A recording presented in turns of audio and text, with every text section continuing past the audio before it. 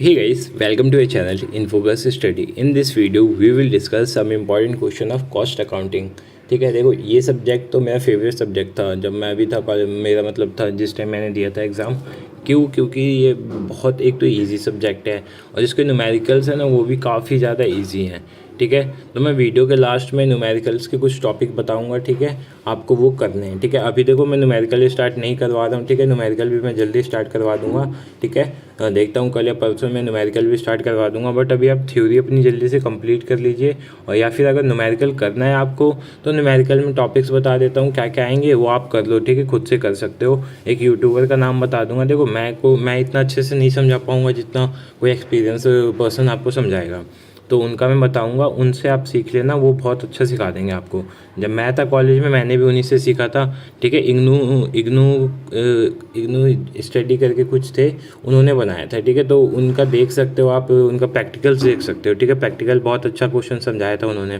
ठीक है, तो क्वेश्चन डिस्कस करते हैं। देखो इस क्वेश्चन से एक और दो क्वेश्चन आने कन्फर्म है, तो इस पे ये पहला पार्ट है। ठीक है, पहला पार्ट होगा ये। ठीक है, इससे पहले भी एक मैंने वीडियो डाल रखी है तो वो भी देख सकते हो आप। ठीक है, वो भी इंपॉर्टेंट है, बस रिवीजन के लिए था वो। ठीक है, यहाँ से स्टार्ट करते हैं अपनी प्रिपरेशन। ठीक है, इसी 10 की ये फर्स्ट वीडियो मानते हैं या फिर BCOC 138। ठीक है, दोनों के लिए सेम ही है ये वीडियो। ठीक है, तो पहला क्वेश्चन है जो why do we need an effective system of cost accounting in a business enterprises. ठीक है, तो हमें क्यों चाहिए होता है कॉस्ट अकाउंटिंग, क्या मतलब होता है कॉस्ट अकाउंटिंग हमारे बिजनेस में रहने का, उसके क्या फ़ायदे होते हैं। फ़ायदे नहीं बोले तो ऑब्जेक्टिव क्या होते हैं। ठीक है, उद्देश्य क्या होते हैं। तो पहला जो ऑब्जेक्टिव होता है, ये आता है क्वेश्चन, आप मत सोचना कि नहीं आएगा। जो क्वेश्चन बता रहा हूँ सब पेपर में आ चुके हैं। ठीक है, और जो BCom जी वाले हैं उनके लिए तो बहुत इंपॉर्टेंट है। ठीक है, मैं जो बता रहा हूँ वो करके जाओ। आपका अगर एक भी बार आ गया तो चैनल को अनसब्सक्राइब कर देना आप। ठीक है, आपके लिए भी बहुत ज़्यादा हेल्पफुल होगी ये वीडियो। तो जो पहला पॉइंट है असर्टमेंट ऑफ कॉस्ट। ठीक है, कॉस्ट के इसमें क्या की जाती है, इसमें एक तरह से कॉस्ट जो होती है ना वो हम वो करते हैं, निकालते हैं। This is primary object of cost accounting for the cost assessment. Different technique and system of costing are use under different circumstance. इसमें क्या करते हैं हम, जो कॉस्ट किस डिपार्टमेंट में कितनी कॉस्ट आ रही है, अलग अलग कॉस्टिंग मेथड से। ठीक है, कॉस्टिंग मेथड भी बहुत सारे होते हैं, लाइक प्रोसेस कॉस्टिंग होता है, जॉब कॉस्टिंग होता है, यूनिट कॉस्टिंग होता है, बैच कॉस्टिंग होता है। ठीक है, तो अलग अलग हम अलग अलग यूनिट से अलग अलग टाइप के हम कॉस्ट निकाल सकते हैं, असाइनमेंट कर सकते हैं उस कॉस्ट का। ठीक है, फाइंड कर सकते हैं कॉस्ट को। तो पहला पॉइंट ये हो जाएगा। दूसरा कंट्रोल ऑफ कॉस्ट। इसकी वजह से जो कॉस्ट होती है वो कंट्रोल में रहती है। ठीक है, हमें पता चलता है कि हमारा जो एक्सपेंस हो रहा है, जो कॉस्ट जा रही है, कहाँ जा रही है, किस डिपार्टमेंट में ज़्यादा जा रही है, किस में कम जा रही है, उसको एनालाइज कर सकते हैं। गाइड। ठीक है, तो सेकंड पॉइंट भी क्लियर हो गया होगा, control to cost. Third point है गाइड टू बिजनेस पॉलिसी। ये बिजनेस पॉलिसी को क्या करता है, गाइड करता है। इन द सेंस क्या होगा, देखो cost accounting aims to serving the need of क्या management in conducting the business with outmost efficiency. Cost data provide guidelines for various managerial decision like make और बाय सेलिंग। ठीक है, provide. ठीक है, below cost utilization of ideal plant capacity, introduction of new plant. तो ये सब कब होता है, जब आप अपने कॉस्ट पे कंट्रोल रखोगे और आपका फॉर्म अच्छा चलेगा। ठीक है, तो उसके बाद आप बिजनेस पॉलिसी में कुछ ना कुछ चेंजेस करोगे। ठीक है, तो एक तरह से गाइड करता है बिजनेस पॉलिसी को कौन, मतलब कॉस्टिंग करता है। क्योंकि ये बताता है आपकी कॉस्टिंग सही जा रही है, नहीं अगर गलत जा रही है तो आप अपनी पॉलिसी को चेंज करोगे। सही जा रही है तो उसको रहने दोगे वैसे कि हाँ चलो हमने जो पॉलिसी बनाई है वो इफेक्टिव पॉलिसी है हमारी। नेक्स्ट क्वेश्चन है डिटर्मिनेशन ऑफ सेलिंग प्राइस। ठीक है, तो ये इंपॉर्टेंस में भी आता है डिटर्मिनेशन ऑफ सेलिंग प्राइस, और ऑब्जेक्टिव में भी आता है। इसकी वजह से क्या होता है, हमें सेलिंग प्राइस का क्या होता है, सेलिंग प्राइस हम निकाल सकते हैं इसकी वजह से। ठीक है, cost accounting provide cost information on the basis of which selling price of the product और सर्विस में भी फिक्स्ड। ठीक है, अब मान लो आपको कॉस्ट ही नहीं पता कि मान लो पेन का मैन्युफैक्चर कर रहे हैं, पेन का हमें कॉस्ट नहीं पता, तो हम सेलिंग कैसे लगा सकते हैं। मान लो कॉस्ट प्राइस 10 है, हम सेलिंग 8 लगा रहे हैं, तो लॉस सीधा सीधा है। तो इसीलिए हमें जो ये है सिंपल से एक वो है कि CP पता रहेगा जब भी तो SP पता रहेगा भाई, और अगर CP पता है तो हम उसकी वजह से SP बता सकते हैं। ठीक है, तो ये हो जाएगा इसका नेक्स्ट पॉइंट। तो ये 4 पॉइंट थे, 4 पॉइंट कर लेना आप। ठीक है, ईजी था, समझाने में भी आसान था। नेक्स्ट है state the importance of costing in modern economy.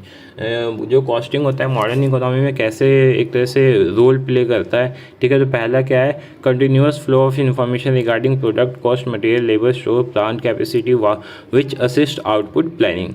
क्या करता है, कंटिन्यूअस फ्लो बना के रखता है। कौन बना के रखता है, कॉस्टिंग, ठीक है। सेकंड फ्लो क्या है, identification of unproductive activities, losses of wastage resource, ठीक है, obsolete machinery, point of inefficiency which demand a quick remedial action. अभी हमने ऊपर देखा था कि ये क्या करता है, एक तरह से बिजनेस पॉलिसी को वो करता है, हेल्प करता है, ठीक है। तो कैसे हेल्प करता है, ये बताता है आपका कि कहाँ पे आपको दिक्कत हो रही है, कहाँ पे आपका लॉस ऑफ वेस्टेज हो रहा है, अनप्रोडक्टिव एक्टिविटीज़ कौन कौन सी हैं आपकी, ठीक है। और उनको सही करने के लिए तुरंत हम रेमेडियल एक्शन ले सकते हैं इसकी वजह से, ठीक है।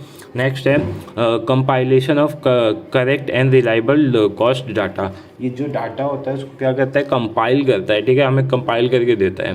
Preparation of budget and business forecast, इसकी वजह से हम क्या करते हैं, बिजनेस का बजट बना सकते हैं और बजट जो बिजनेस है उसका फोरकास्ट कर सकते हैं कि हाँ हमारा ये सही जा रहा था, इन फ्यूचर भी ऐसा ही होने वाला है। Measurement of efficiency of operating through establishment, ठीक है। इसका मतलब क्या हुआ, एफिशिएंसी का क्या करता है, मेजरमेंट करता है, ठीक है। तो ये भी पॉइंट राइट है। नेक्स्ट देखते हैं, define cost accounting, state it's main object. Cost accounting क्या होता है, इसके क्या ऑब्जेक्ट होते हैं, ये देख लेते हैं, ठीक है। तो कॉस्ट अकाउंटिंग की डेफिनेशन एक नहीं है, बहुत सारी डेफिनेशंस है। Like cost accounting is a process of accounting for cost. Simply अगर बोलो तो ये क्या आता है, अकाउंटिंग फॉर कॉस्ट होता है। It incorporate income and expenditure relating the production of goods and service. It provide a statical data on the basis of which future estimate may be prepared. It serves as basis of ascertainment, ठीक है, मतलब क्या होता है, major करना, ठीक है।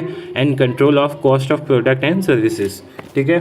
Next क्या है, it involve function analysis recording establishment of budget standard comparison and reporting, ठीक है। तो ये सब डेफिनेशन में ही आती हैं। तो आप 3-4 पॉइंट याद रखो, क्योंकि ना ये क्वेश्चन आपका बीकॉम जी वालों में क्या आता है, 20 नंबर का आएगा, ठीक है। तो 20 नंबर में आपको थोड़ा ज़्यादा लिखना होगा, ठीक है। इको 10 वालों का तो ठीक है, उनको तो थोड़ा बहुत लिखना होता है क्योंकि उनको नंबर कम चाहिए होते हैं। बट बीकॉम जी वालों का क्या होता है, उनको ज़्यादा लिखना होता है, ठीक है। तो उनके लिए ज़्यादा वो चाहिए होता है, ठीक है। तो आप देख लेना, ठीक है। डेफिनेशन जितना ज़्यादा लिख सको, जितना उसके अंदर पॉइंट्स लिख सको, उतना इनफ रहेगा वो। फिर ऑब्जेक्टिव क्या होता है कॉस्ट अकाउंटिंग, ये भी बहुत इंपॉर्टेंट है, ठीक है। तो मेन ऑब्जेक्टिव क्या क्या है, पहला ascertain the cost of product and service, cost of product and service, ठीक है। जो ऑब्जेक्टिव था यहाँ भी वो यूज़ हो सकता है कि हम क्या करते हैं, असर्टेन करने के लिए, मेजर करने के लिए क्या कॉस्ट ऑफ प्रोडक्ट और सर्विस, ठीक है। सेकंड पॉइंट क्या है, to aid fixation of selling price. मैंने आपको बताया था कि कैसे फिक्सेशन ऑफ सेलिंग प्राइस में ये हेल्प करता है, ठीक है। सेलिंग प्राइस की कॉस्ट को फिक्स करने में हेल्प करता है, ठीक है। क्यों, क्योंकि अगर हमें कॉस्ट प्राइस पता है जब भी तो हम सेलिंग प्राइस निकाल पाएंगे।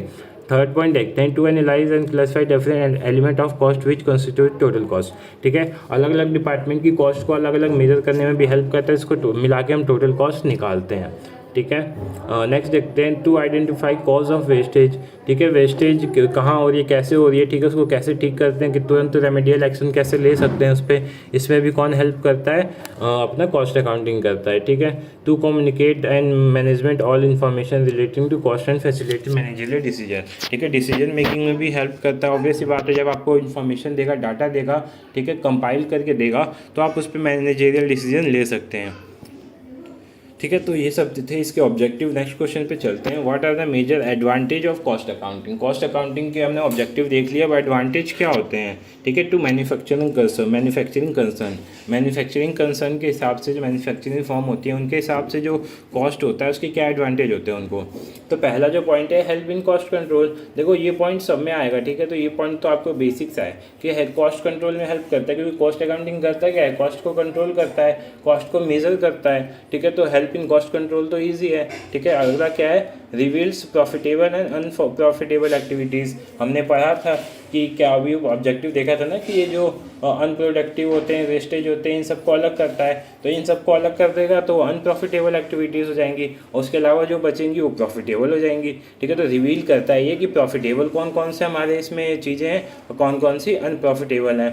हेल्प इन डिसीजन मेकिंग, ये भी पिछला पॉइंट ही है, डिसीजन मेकिंग में हेल्प करता है। अगर हमें पता चल गया कि कौन कौन से जो हमारे मशीनरी हैं या कौन कौन सी चीज़ें हैं, वर्कर्स हैं, कुछ भी है जो अनप्रॉफिटेबल है, तो हम उसके ऊपर डिसीजन ले सकते हैं ना। तो अब तो हम कंफर्म है कि ये उतना प्रोडक्टिव नहीं है, इतना हमें प्रॉफिट नहीं दे रहा है, तो उसके ऊपर हम डिसीजन ले सकते हैं। एड इन फॉर्मुलेटिंग पॉलिसी, ठीक है। फिर उस डिसीजन का क्या करेंगे, डिसीजन को हम किस में चेंज करेंगे, उस डिसीजन को फॉर्मूले में चेंज करेंगे ना, फॉर्मुलेट करेंगे। ठीक है, तो वही है कि हेल्प इन पॉलिसी मेकिंग या फिर ads in formatting policy.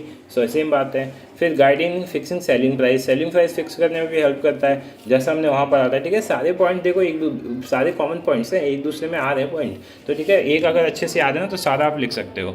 Help in inventory control, inventory control में भी हेल्प करता है। ठीक है, आपको वो बताता है कि कौन से डिपार्टमेंट में कितनी इन्वेंट्री चाहिए, कितना सरप्लस है, कितना मतलब कितना आउट ऑफ स्टोरेज हो रखा है। ठीक है, तो ये चीज़ें facilitate cost accounting, cost comparison. ठीक है, फैसिलिटी प्रोवाइड करता है आपको कॉस्ट को कंपेयर करने में कि इस डिपार्टमेंट में कितनी कॉस्ट आ रही है, दूसरे डिपार्टमेंट में कितनी कॉस्ट आ रही है। ठीक है, और ऐसा फाइनेंशियल में नहीं होता, फाइनेंशियल अकाउंटिंग में ऐसा नहीं कर सकते थे आप।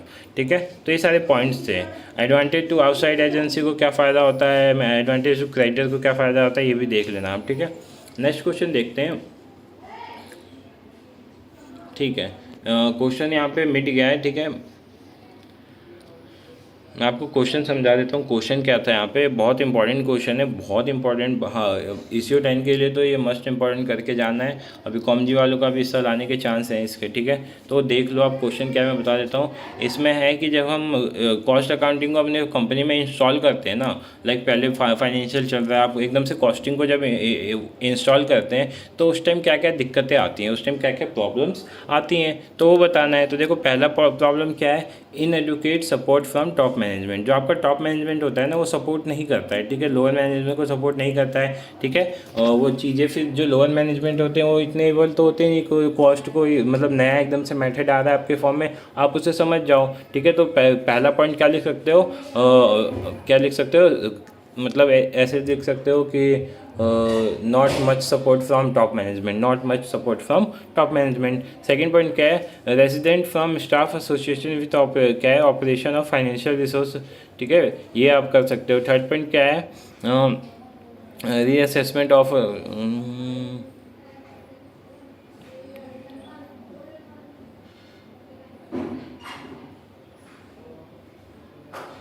ठीक है, सिंपल सा है ये भी पॉइंट। ठीक है, पॉइंट एक इसमें दिक्कत होती है, हो गया। ठीक है, इसमें क्या होता है कि इसमें ना देख, अब फाइनेंशियल अकाउंटिंग तो आपकी चल ही रही थी, अब उसमें एक और चीज़ आपने ऐड कर दी, कॉस्ट अकाउंटिंग। ठीक है, तो जो वर्कलोड होता है वो क्या होता है, ज़्यादा हो जाता है, फिर लोग इससे भागने की कोशिश करते हैं। ठीक है, लोग क्या करते हैं, इससे भागने की कोशिश करते हैं, तो यही है इसका आंसर। ठीक है, फिर shortage of train and qualified staff to handle. अभी मैंने बताया कि जब टॉप मैनेजमेंट हेल्प ही नहीं करेगा तो आपके जो नीचे वाले लोअर लेवल के स्टाफ हैं वो उसको कैसे हैंडल कर पाएंगे। ठीक है, तो वही होता है कि शॉर्टेज होती है ट्रेंड और क्वालिफाइड स्टाफ की न्यू सिस्टम को हैंडल करने के लिए। कॉस्ट बहुत ज़्यादा आती है। ठीक है, जब हम कॉस्टिंग मेथड को कंपनी में इंट्रोड्यूस करते हैं, लगाते हैं, तो उस टाइम कॉस्ट बहुत ज़्यादा आती है। ठीक है, तो ये भी इसका एक डिफ़िकल्टी में आता है। अब बाकी ये financial accounting procedure are generally designed to ascertain the particular profit और loss, but there are important limitation and deficiency in system. ठीक है, फाइनेंशियल अकाउंटिंग की क्या लिमिटेशन होती है ये आप कर लेना। ठीक है, ये मैं नहीं बता रहा, ये आप कर सकते हो, ईजी है। ठीक है, ज़्यादा मैं चलो समझा ही देता हूँ। पहला क्या, provide information about business as a whole. ठीक है, ये क्या करता है, जो इन्फॉर्मेशन है वो क्या प्रोवाइड करता है, एज अ होल प्रोवाइड करता है। ठीक है, financial account provide information about profit loss cost etcetera of the collective activities of a business as whole. It does not give data regarding to cost department क्या है, products process. ठीक है, processes and sales strategy. मतलब ये क्या करता है, एक तरह से ना कंबाइंड डाटा पेश करता है। ज़्यादा डीपली डाटा मान लो मुझे चाहिए कि हाँ बताओ कि मैन्युफैक्चरिंग वाले डिपार्टमेंट में कितनी कॉस्ट आ रही है, तो ये नहीं बताता है। ठीक है, ये क्या करता है, एक तरह से होल डाटा प्रोवाइड करता है। ठीक है, ये जैसे पूरे स्कूल का डाटा प्रोवाइड करेगा तो एक क्लास का डाटा प्रोवाइड नहीं करता है। ऐसे आप समझ सकते हो कि पूरे स्कूल का डाटा प्रोवाइड करेगा, एक क्लास का डाटा प्रोवाइड नहीं करेगा। बट कॉस्ट अकाउंटिंग क्या करता था, कॉस्ट अकाउंटिंग हर क्लास में जाके वो कॉस्टिंग करता था, मतलब अकाउंटिंग करेगा। ठीक है, तो पूरी क्लास मतलब सारी क्लास की सेपरेट उसके पास डाटा होता है, उसी डाटा को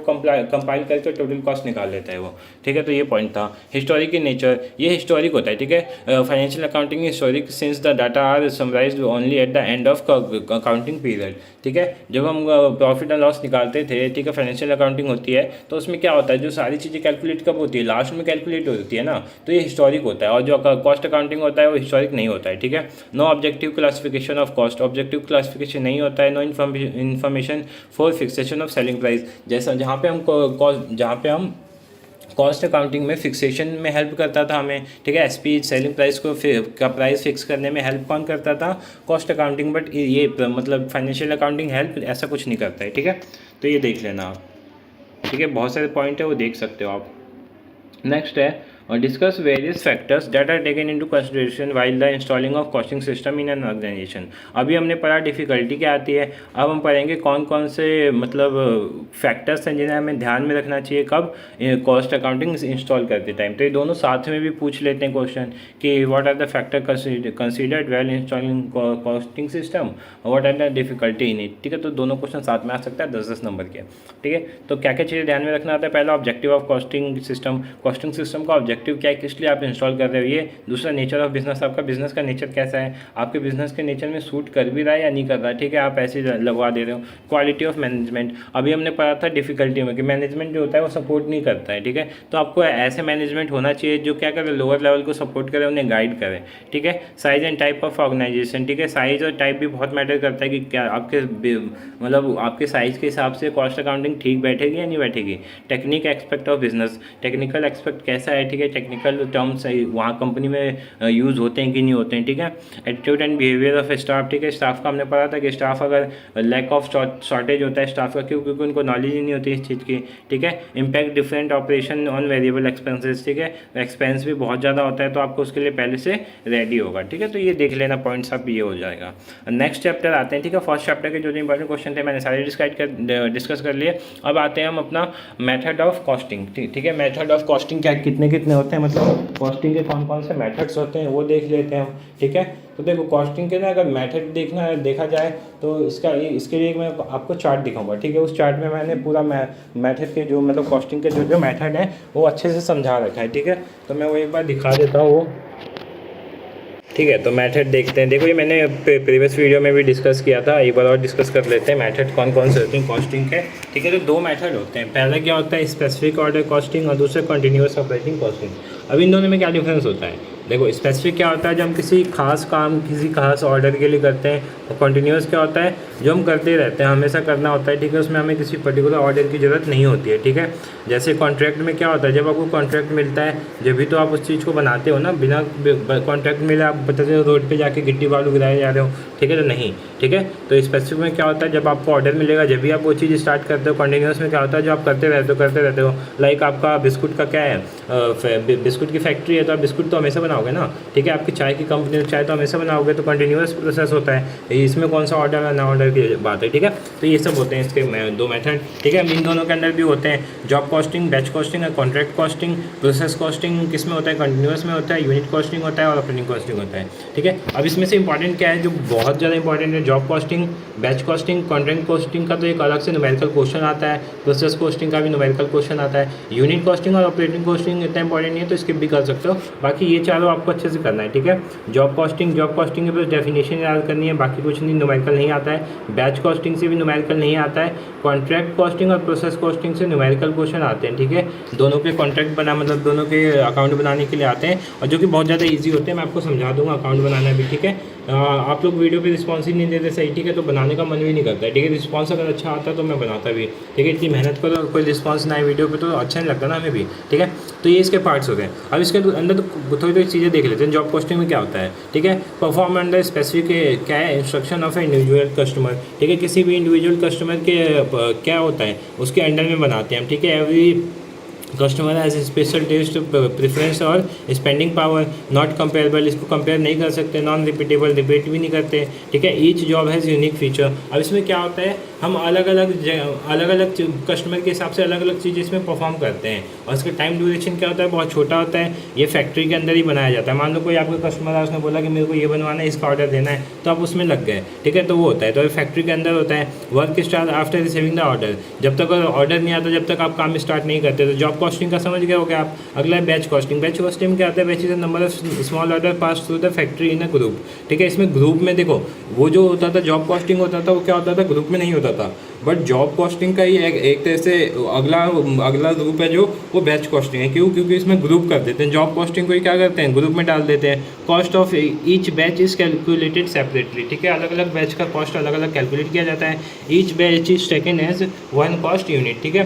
कॉस्ट पर यूनिट का फॉर्मूला क्या होता है, कॉस्ट ऑफ बैच और नंबर ऑफ यूनिट, ठीक है, तो ये होता है। अगला देखते हैं कॉन्ट्रैक्ट। कॉन्ट्रैक्ट में क्या होता है, इसमें बहुत ज़्यादा पैसे इन्वॉल्व होते हैं, ठीक है, लार्ज, ठीक है, इन्वॉल्व लार्ज इन्वेस्टमेंट, ठीक है, takes more than 1 year to complete, 1 साल से ज़्यादा का कॉन्ट्रैक्ट होता है इसमें, ठीक है। और ये फैक्ट्री के इनसाइड पर नहीं होता, फैक्ट्री के आउटसाइड होता है, लाइक ब्रिज हो गया, पुल हो गया, डैम्स हो गया, ये सब बनाने के कॉन्ट्रैक्ट जो होते हैं, ठीक है। Each contract is taken separately, अलग अलग कॉन्ट्रैक्ट अलग अलग लिया जाता है, ठीक है। Generally of construction nature, generally जो ये जॉब कॉन्ट्रैक्ट कॉस्टिंग होता है किस नेचर का होता है, कंस्ट्रक्शन नेचर का होता है, ठीक है। Also known as terminal costing, terminal costing के नाम से भी जाने जाते हैं। अब प्रोसेस कॉस्टिंग क्या होता है, the raw material passes through various process of stage, ठीक है। इसमें क्या होता है, अलग अलग प्रोसेस से जाता है, प्रोसेस 1, प्रोसेस 2, प्रोसेस 3, इसीलिए इसको कंटिन्यूअस प्रोडक्शन भी बोलते हैं, ठीक है।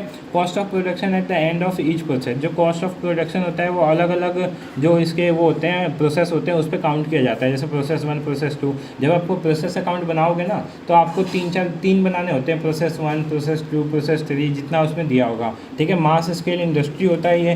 कॉस्ट पर यूनिट का फॉर्मूला क्या होता है, टोटल कॉस्ट ऑफ प्रोडक्शन अपन में नंबर ऑफ यूनिट प्रोड्यूस, ठीक है। तो ये था, ये समझा दिया मैंने। अब एक और क्वेश्चन है जो आपको करना है, क्या, फाइनेंशियल अकाउंटिंग और कॉस्ट अकाउंटिंग में डिफरेंस। ये भी बहुत बार पूछा गया है, फाइनेंशियल अकाउंटिंग कॉस्ट अकाउंटिंग में डिफरेंस क्या होता है। तो पहला जो डिफरेंस है, main purpose of financial accounting is to tell about profit, ये प्रॉफिट के लिए काम करता है। कॉस्ट अकाउंटिंग किस लिए काम करता है, main purpose of cost accounting to provide cost information to customer या फिर जो फॉर्म है किसी को भी, ठीक है। ये कंट्रोल क्या होता है इसमें,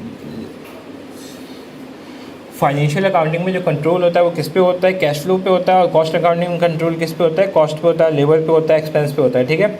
नेक्स्ट पॉइंट है period of reporting. Period of reporting क्या होता है, financial accounting prepare eight the end of the every year, ठीक है। बट जो ये होता है कॉस्ट अकाउंटिंग होता है, ये शॉर्ट इंटरवल में होता है, डेली हो सकता है, वीकली हो सकता है, मंथली हो सकता है। इन्फॉर्मेशन क्या होता है, ओनली मॉनेटरी इन्फॉर्मेशन प्रोवाइडेड, और इसमें क्या होता है, both monetary and non monetary दोनों इसमें प्रोवाइड किए जाते हैं। सेलिंग प्राइस फिक्सेशन में जो फाइनेंशियल है ये हेल्प नहीं करता बट कॉस्टिंग हेल्प करता है, ठीक है।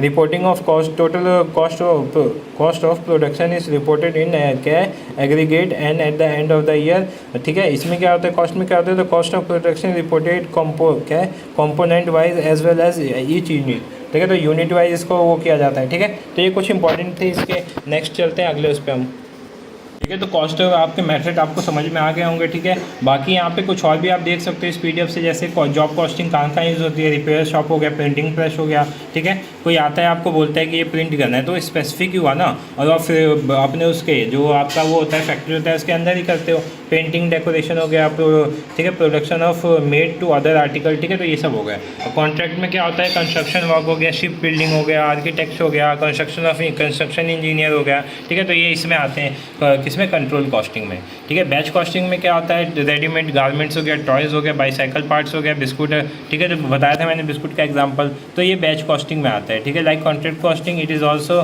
क्या है, variation of jobs of costing in this method क्या है, products of identical products are arrange in मतलब इसमें सिंपली होता है कि एक जैसे प्रोडक्ट को एक ग्रुप में रखा जाता है, अलग प्रोडक्ट को अलग ग्रुप में रखा जाता है, ठीक है। और रखते हैं प्रोसेस कॉस्टिंग का देख लेते हैं। टेक्सटाइल मिल्स हो गया, केमिकल वर्क हो गया, शुगर मिल हो गया, पेपर मिल्स हो गया, सोप मैन्युफैक्चरर हो गया, ठीक है। सिंगल आउटपुट इसका क्या होता है, माइंस हो गया, ऑयल ड्रिलिंग, ठीक है, स्टील वर्क्स हो गए, ठीक है। तो ये सारे आप देख लेना पीडीएफ में, बाकी मैंने ऊपर तो समझा ही दिया था आपको। अगला क्या है, what do you mean by inventory material control, ठीक है। मटेरियल कंट्रोल और इन्वेंट्री कंट्रोल ये शॉर्ट नोट्स में आने वाले क्वेश्चन हैं, ठीक है। Give the main objective and advantage. देखो अब इसकी डेफिनेशन एक बार देख लेते हैं। Material control is defined as the safeguard of company, ठीक है, company's property in this form of material by a proper system of क्या है recording also to maintain them optimum level of considering operation required। Simple ये होता है, इसमें हम क्या करते हैं, जो हमारे मटेरियल होते हैं उसको कंट्रोल करते हैं, आप ऐसे लिख सकते हैं, ठीक है। वाइड डेफिनेशन अगर देखा जाए तो क्या होगा, ये क्या करता है, एम्ब्रेस करता है कंट्रोल ओवर परचेज, ठीक है। कंट्रोल ओवर परचेज को क्या करता है, वो करता है, ठीक है। आप परचेज करने वाला आपका ओवर परचेज हो गया तो आपको लॉस करेगा, तो आपको यही सारी चीज़ें बताता है कि आपका जो मटेरियल है वो कंट्रोल में हो, चल रहा है या नहीं चल रहा है, एक्स्ट्रा तो नहीं चल रहा, अंडर स्टॉक नहीं चल रहा, ओवर स्टॉक तो नहीं चल रहा, ठीक है। The system of control should be comparative enough to cover the flow of material starting from the point when someone makes a request for purchase up end, मतलब कोई भी अगर मान लो रिक्वेस्ट कर रहा है परचेज की और वहाँ पे वो चीज़ अवेलेबल ही नहीं है, मतलब वहाँ पे अवेलेबल ही नहीं है, तो आपको दिक्कत होगी, ठीक है। तो यही करता है अवेलेबिलिटी को, ये क्या करता है, ध्यान में रखता है। अब ऑब्जेक्टिव क्या होते हैं, पहला ऑब्जेक्टिव क्या होता है, नो अंडर स्टॉकिंग। इसका मतलब क्या हुआ कि अंडर स्टॉकिंग को ये ख़त्म करता है, मतलब ये नहीं होने देता कि मटेरियल पूरी तरह ख़त्म हो जाए, ऑर्डर आए आप मटेरियल का मतलब दे ना पाए किसी को, ठीक है। तो ये इस चीज़ को ख़त्म करता है। दूसरा क्या है, no over stocking. Over stocking का क्या मतलब होता है कि ज़्यादा भी नहीं रहता है, ओवर स्टॉकिंग की वजह से चीज़ें ख़राब हो जाती हैं, तो उसको भी ये कंट्रोल करता है, ठीक है। मिनिमम वेस्टेज इसकी वजह से होता है, ठीक है। क्यों, क्योंकि ना ज़्यादा चीज़ें रखने देगा ना कम चीज़ें रखने देगा, तो जो वेस्टेज होगा वो कम होगा बहुत ज़्यादा। इकोनॉमी इन परचेसिंग, ठीक है, परचेसिंग में भी बहुत ही कॉस्टली नहीं होता है, ठीक है, इकोनॉमिकल होता है। प्रॉपर क्वालिटी ऑफ मटेरियल को ध्यान में रखता है ये, ठीक है। अगला क्या, इन्फॉर्मेशन अबाउट मटेरियल, सारे मटेरियल के बारे में क्या करता है, इन्फॉर्मेशन रखता है कि हाँ ये मटेरियल इतना है, ठीक है, इसकी इतनी सेलिंग हो रही है, इसकी इतनी सेलिंग नहीं हो रही, इसकी इतनी वेस्टेज हो रही है, सब कुछ रिपोर्ट रखता है ये, ठीक है। एडवांटेज क्या होता है, इट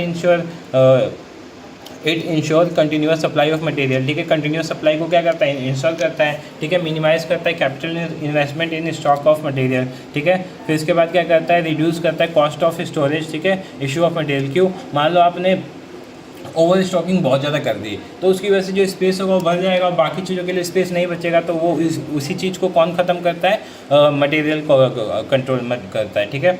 तो ये सारी चीज़ें आप देख लेना, ठीक है, ये बता दिया। फिर डिस्टिंग्विश बिटवीन सेंट्रलाइज परचेसिंग और डिसेंट्रलाइज, तो ये शॉर्ट नोट्स में आता है और डिफरेंस में भी आ जाता है क्वेश्चन, तो इसको आप देख लेना। देखो सेंट्रलाइज में क्या होता है, जो परचेस वो हेड क्वार्टर से बन के आती है, हेड क्वार्टर जिसका ऑर्डर देता है, ठीक है, जिसमें हेड क्वार्टर इन्वॉल्व होता है, वो सेंट्रलाइज होता है। और डिसेंट्रलाइज क्या होता है, जो हर यूनिट अपने हिसाब से काम करती है, वो डिसेंट्रलाइज होता है, ठीक है। जैसे परचेस देखो सेंट्रलाइज डिसेंट्रलाइज पर देख लेते हैं। Organisation of the purchase function will be according to particular condition and ideas. Purchase में भी सेंट्रलाइज और डिसेंट्रलाइज दोनों हो सकते हैं, ठीक है। सेंट्रलाइज में क्या होता है, there is a separate purchase department, ठीक है, क्या करता है, एंट्रस्ट करता है with the task of making all purchase of all type of material. The head of the department is usually designed as purchase manager, ठीक है, और क्या है, शेफ बायर, ठीक है, ठीक है। डिसेंट्रलाइज में क्या होता है, ईच ब्रांच और department make it's on decision. मैंने वही बताया कि जो सेंट्रलाइज में होता है ये अलग से एक यूनिट होती है, ठीक है, जिसको मैनेजर बोलते हैं, परचेज मैनेजर, वो डिसाइड करता है। और डिसेंट्रलाइज में क्या होता है, जितनी भी यूनिट होती हैं, अलग अलग डिपार्टमेंट होता है ना हर फैक्ट्री में या फिर फॉर्म में, तो वो अलग अलग जो डिपार्टमेंट होते हैं वो अपने डिसीजन खुद ही लेते हैं, ठीक है। मटेरियल कंट्रोल हमने देख लिया। अब वैसे ही इन्वेंट्री कंट्रोल भी होता है, ठीक है। Inventory control include control of raw material, stock, supply, space part, ठीक है, partly finished goods and finished goods, मतलब फिनिश्ड गुड्स, ठीक है। In this system it is a system which ensure the requirement, ठीक है, required quality of inventories of the required quality at the required time with the minimum amount of capital, ठीक है। The function of inventory turnover is to obtain maximum inventory turnover with sufficient stock to meet all requirement, ठीक है। Inventory control क्या करता है, एक तरह से आपका ना इंश्योर करता है कि आपको जो मतलब जो सप्लाई हो रही है वो कम ना हो, रुके ना सप्लाई को कंटिन्यूस रखे। कंटिन्यूस कौन रखता है, इन्वेंट्री कर रखता है, ठीक है, इन्वेंट्री कंट्रोल रखते हैं। ऑब्जेक्टिव क्या होते हैं इसके, टू प्रोवाइड कंटिन्यूस फ्लो में हेल्प करता है, to avoid excess investment in inventory, excess जो इन्वेस्टमेंट होता है उसको भी ये बहुत कम करता है, ठीक है। टू कीप सरप्लस, ठीक है, इसमें सरप्लस रखा जाता है, ठीक है, मटेरियल में नहीं रखा जाता था बट इसमें रखा जाता है, क्योंकि कब आपका अर्जेंट, और इसमें ज़्यादातर देखो फिनिश्ड गुड्स होते हैं, कौन से होते हैं, फिनिश्ड गुड्स होते हैं, तो इसीलिए इसमें उसको थोड़ा सा एक्सेस रखा जाता है कि अगर एकदम से ऑर्डर आ गया तो उसके लिए हमें टाइम ना लगे, टाइम वेस्ट ना करें, ठीक है, जल्दी से हम ऑर्डर को कंप्लीट कर सकें, ठीक है। To relieve the management in taking inventory decision, ठीक है, इन्वेंट्री डिसीजन में भी हेल्प करता है। नेक्स्ट क्वेश्चन है, what do you mean by ABC analysis, how you control of store item expected through ABC analysis. देखो एबीसी एनालिसिस क्या होता है, सिंपली बताता हूँ। यहाँ पे ना एबीसी में क्या होता है, ए का अपना अलग एक मतलब होता है, बी का अपना एक अलग मतलब होता है और सी का अपना एक अलग मतलब होता है। ये जो इतनी सारी थ्योरी लिखी है इसको मैं नहीं समझा रहा, मैं अपने तरीके से समझाता हूँ, अगर आपको समझ में आए तो ठीक है, ठीक है। देखो आप जो अल्फ़ाबेट पढ़ते हो, ठीक है, आप अल्फ़ाबेट पढ़ते होगे तो उसमें ए सबसे पहले आता है, मतलब ए की वैल्यू क्या हो गई, ज़्यादा हो गई। तो ए के अंदर ऐसे प्रोडक्ट आते हैं जिनकी वैल्यू क्या होती है, बहुत ज़्यादा होती है, और जो भी फैक्ट्री है ना उसका ये एक तरह से मान लो 60, 70, 80% वैल्यू खुद ही कंटेन करते हैं। मान लो 10-10 लाख की मशीनें हैं, ठीक है, तो ये किस में आएंगी, ए वाले में आएंगी, तो इस पर ध्यान भी ज़्यादा रखा जाएगा। ऑब्वियस सी बात है, महंगी मशीनें तो ध्यान ज़्यादा रखा जाएगा। ऐसे बी आता है, बी में मान लो 2-2 लाख की मशीनें हैं, तो इसके कंपेयर में ध्यान कम रखा जाएगा, ठीक है। और सी वाली में 5000 की है, तो इस पर बिल्कुल ध्यान नहीं दिया जाएगा, ठीक है, उतना नहीं किया जाएगा। तो यही होता है आपका ABC एनालिसिस। मैं आपको एक अच्छे से ड्राइंग के मदद से समझाता हूँ, ठीक है। देखो ये ABC ये रहा। ए का क्या होता है, हाई प्रायोरिटी होती है, वेरी इंपॉर्टेंट होता है, मेजर सिग्निफिकेंस होता है, ठीक है। मीडियम प्रायोरिटी होते हैं, इंपॉर्टेंट होता है लेकिन उतना नॉर्मल इंपॉर्टेंट होता है, मीडियम सिग्निफिकेंस होता है। लो प्रायोरिटी होती है, ठीक है, लेस इंपॉर्टेंट होता है और माइनर सिग्निफिकेंस होता है। इससे आप समझ गए होगे, ठीक है। आपको क्या करना है, एक चार्ट बना देना है पेपर में, जब होगा तो आपको एक बॉक्स बना देना है, उसमें ए के अंदर ये लिखना है, बी के अंदर ये लिखना है, सी के अंदर ये लिखना है, और ऊपर पूरी थ्योरी भर देनी है। अच्छे खासे नंबर मिल जाएंगे इसमें फिर, ठीक है। ABC analysis for manufacturing concern, ठीक है। अब देखो ABC का क्या मतलब होता है, जो वही मैं समझा रहा था। अब ए हो गया, अब यहाँ पे आप ए वाले पे देख रहे हो, जो आपके नट्स हैं, ये कितना 4 ही नट हैं, लेकिन चारों कितनी वैल्यू कंटेन कर रहे हैं, 80%। यहाँ पे देखो 6 हैं, फिर भी कितनी वैल्यू कर रहे हैं, 50%। और यहाँ पे इतने सारे हैं बट ये छोटे छोटे हैं, तो ये 5% कर रहे हैं। तो हम ध्यान किस पे रखेंगे, ए पे रखेंगे ना ज़्यादा, फिर बी पे रखेंगे और फिर सी पे रखेंगे, ठीक है। तो यही होता है। अब एक और चार्ट है, इससे भी समझ जाओगे आप, इससे पूरा समझ जाओगे, ठीक है, और डिफरेंस भी आप समझ जाओगे, ठीक है। कैटेगरी ए में क्या होता है, एग्जैक्ट एस्टिमेट, मतलब हमें पता होता है कि इसमें कितना है, इसमें हम ओवर बाय या अंडर बाय नहीं कर सकते, ठीक है, क्यों, क्योंकि ये तो बहुत महंगी होती है, ठीक है, इससे लॉस हो सकता है। सीनियर मैनेजर और ये सारे इस पर ध्यान रखते हैं, इसके अंदर इन्वॉल्व होते हैं, ठीक है। इट रिक्वायर्ड वेरी क्या है, स्ट्रिक्ट डिग्री ऑफ कंट्रोल, बहुत ज़्यादा इस पर कंट्रोल रखा जाता है, ठीक है, बहुत ज़्यादा कंट्रोल इस पर देना भी चाहिए और रखा भी जाता है, ठीक है। नेक्स्ट देखते हैं कैटेगरी बी। इसमें क्या होता है, it involve N approximate estimate of inventory value, ठीक है। इसमें नॉर्मल उतना ध्यान ज़्यादा, मतलब इससे कम दिया जाता है, कैटेगरी ए से कम दिया जाता है, ठीक है। Mid level professional and manager are assign to manage this category, ठीक है। इसमें जो मिड लेवल के मैनेजर होते हैं, ठीक है, उनको असाइन किया जाता है। It required moderate degree of control, ये moderate degree of control required करता है। और टाइप सी में क्या होता है, इट रिक्वायर्ड मिनिमम और no estimate of inventory value, ठीक है, बहुत कम वैल्यू रखता है या नहीं रखता है, ऐसा होता है, ठीक है। This category is usually manage by junior staff, ठीक है, जूनियर स्टाफ इसको मैनेज करता है। इट रिक्वायर मिनिमम और लिमिटेड डिग्री ऑफ कंट्रोल, ठीक है, बहुत कम डिग्री ऑफ कंट्रोल ये मांगता है, ठीक है। ये हो गया आपका। अब एक बीन कार्ड आता है। बीन कार्ड क्या होता है, तो देखो जो भी इन्वेंट्री आप कंट्रोल करते हो, तो किस बॉक्स में, किस डब्बे में आपकी क्या चीज़ें रखी हुई हैं, वो बीन कार्ड होता है, उस पर डिटेल चिपकी होती है। आप देखते हो कि बॉक्स पे ऐसा कुछ बना होता है, ठीक है, ये बीन कार्ड का फॉर्मेट है, ठीक है। तो यही होता है बीन कार्ड। बीन कार्ड का आप पूछ लेता है what is bean card, draw the structure या draw the pattern of bean card, तो आपको ये बनाना आना चाहिए, ठीक है, क्या क्या चीज़ें इसमें होती हैं। अब इसको आप लंबा कैसे कर सकते हो, बीन नंबर लिख सकते हो, डिस्क्रिप्शन कोड्स, ठीक है, लेजर फोलियो, ठीक है, स्टोर लेजर फोलियो हो गया, मिनिमम लेवल, री ऑर्डर क्वान्टिटी, तो ये सारी चीज़ें किस में होती हैं, बीन कार्ड में होती हैं, ठीक है। तो ये वीडियो यहीं पे एंड करते हैं। आज की वीडियो आपको होप सो समझ में आई हो और अच्छी लगी हो, ठीक है। अच्छी लगे तो वीडियो को लाइक करना, चैनल को सब्सक्राइब कर देना, और आगे वीडियो बनानी है कि नहीं, आगे वीडियो आपको चाहिए कि नहीं, कमेंट सेक्शन में ज़रूर बताना है, ठीक है। जब तक कमेंट्स नहीं आएगा मैं नेक्स्ट वीडियो नहीं लाऊंगा, ठीक है। तो आप देखते हैं कि अब वीडियो अच्छी लगी नहीं, ठीक है। सो आप, हाँ, एक चीज़ और बतानी थी, रुके आपको बता देता हूँ मैं आपको, मतलब प्रैक्टिकल्स में क्या क्या चीज़ें करनी है, ठीक है। प्रैक्टिकल में आपको 3-4 चीज़ें ध्यान में रख लो, आप कर लो। सबसे पहला कॉस्ट शीट कर लो, क्या करो, कॉस्ट शीट, ये इंपॉर्टेंट है। फिर उसके बाद EOQ कर लो, ये इजी है, ये आपको 1 घंटे में समझ में आएगा। EOQ, ठीक है, EOQ कर लो, कॉस्ट शीट कर लो, मैक्सिमम और मिनिमम वाले सारे क्वेश्चन कर लो, मैक्सिमम मिनिमम, ठीक है। 3 चीज़ें आप अभी कर लो, ख़त्म कर लो, ये 3 चीज़ें बहुत इंपॉर्टेंट है। और करना है तो आपको कॉन्ट्रैक्ट अकाउंट और प्रोसेस अकाउंट, ठीक है, कॉन्ट्रैक्ट अकाउंट और प्रोसेस अकाउंट, ये 5 चीज़ें कर लो। क्या क्या, contract account, process account, cost sheet, EOQ और मैक्सिमम मिनिमम, 5 चीज़ आप कर लो। ये चीज़ बहुत ही नफ़ है आपके लिए, ठीक है। बाकी मैं अगले वीडियो या उससे बाद वीडियो में आपको सिखा दूंगा, ठीक है। तो आपको वीडियो चलो वीडियो को लाइक करना, चैनल को सब्सक्राइब करना। Thank you so much for watching this video.